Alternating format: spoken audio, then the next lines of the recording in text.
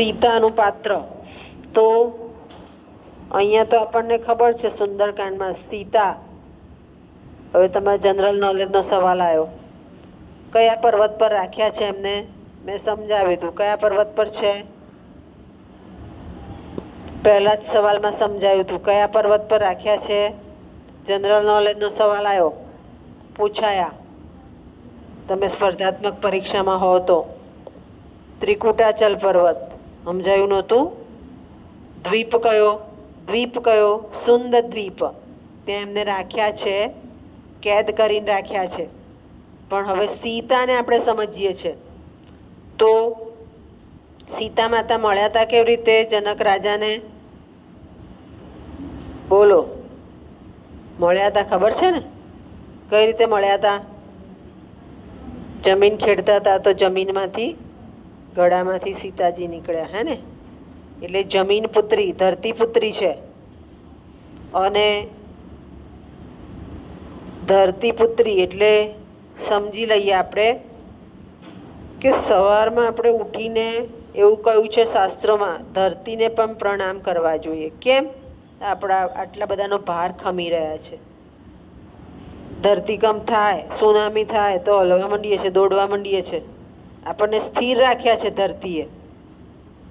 હવે એમાંથી જ નીકળ્યા સીતા માતા, એટલે એમનું મન, એમની બુદ્ધિ કેવી હશે? સ્થિર. ધૈર્ય, સહનશીલતા, આ બધા ગુણો એમનામાં જોવા મળશે. રાજપાટ મેળવે છે ત્યારે પણ એક જ મિનિટમાં નિર્ણય બદલાય છે.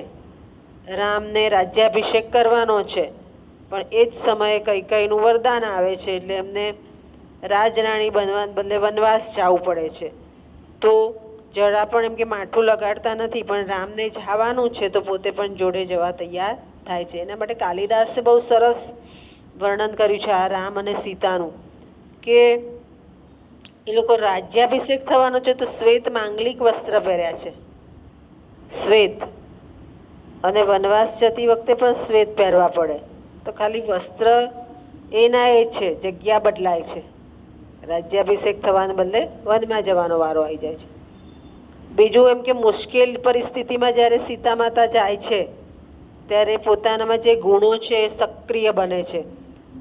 રાક્ષસીઓ પાસે રાખ્યા છે તો બીતા નથી, કેમ કે એને ખબર છે કે રામ એને લેવા આવવાના છે.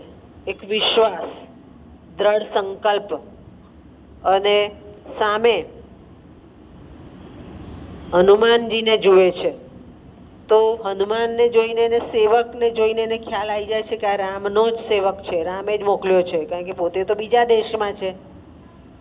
પછી વર્ણન એવું છે કે એમણે જે વસ્ત્ર ધારણ કર્યું છે એ પીળું મલિન વસ્ત્ર, એટલે એને પોતાને ગમે નહીં ને, કેદ કર્યા છે એટલે મલિન વસ્ત્ર થઈ ગયા છે. એને બહુ એવી રીતે નથી બેઠા કે ઓળખી શકાય.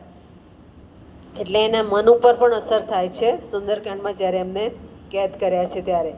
અને રાવણના જે શબ્દો છે એ શબ્દનો રાવણે પણ ક્યારેય અપશબ્દ વાપર્યા નથી સીતા સમક્ષ આવે છે ત્યારે, કારણ કે એને ખબર છે કે પોતે જેને કેદ કર્યા છે સીતા માતા છે.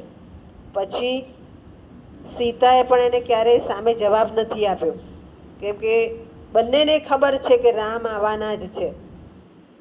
અને એ રામ આપણે જાણીએ છીએ કે સીતાને પાછા પણ લઈ આવે છે. એ ગાળામાં વચ્ચે હનુમાનનું પાત્ર વિશેષ સક્રિય બને છે કે હનુમાન સીતા પાસે જાય છે. હવે અહીંયા પણ સીતાએ હનુમાનને જોયા નથી કે હનુમાને સીતાને જોયા નથી, તો હનુમાનજી એમની ઓળખ લેતા જાય છે, રામની અભિજ્ઞાન, ઓળખાણ વીંટી આપે છે રામ, કે તું આપજે એટલે ઓળખશે. અને હનુમાન પણ સીતાને જોતા નથી, એમના પગે લાગે છે, એટલે એ પગથી ઓળખે છે કે આ સીતા માતા છે. આ સીતાનું એક વર્ણન છે. બીજું એમ કે સીતા માતા કેવા છે, તો એમનામાં એક તેજ છે ધરતીનું, જે ઉદય પણ થાય અને અસ્ત પણ થાય. વનવાસ જાય છે તો પોતે નિરાશ છે, કેદ થયા છે, એટલે ત્યાં એમનો જે તેજ છે એ અસ્ત થઈ જાય છે. બીજું એમનું ચારિત્ર્ય સબળ છે, કે ત્યાં કેદ કર્યા છે છતાં કોઈના તાબે થતા નથી.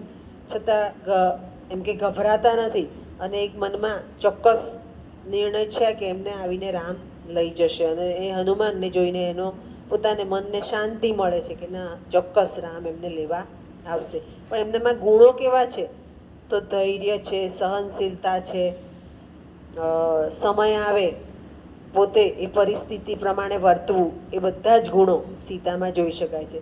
એટલે ધરતીમાંથી એ નીકળ્યા હતા, અંત પણ એમનો ધરતીમાં આવે છે. ધરતીમાં છેલ્લે સમય જાય છે. એ ધરતીને જ કહે છે કે તું મને માર્ગ આપ. એટલે ધરતી પુત્રી ધરતીમાં જ સમાયા એમ કહેવાય છે. ખ્યાલ આવી ગયો? સમજ પડી ગઈ? જનરલ ક્વેશ્ચન તરીકે પૂછાય.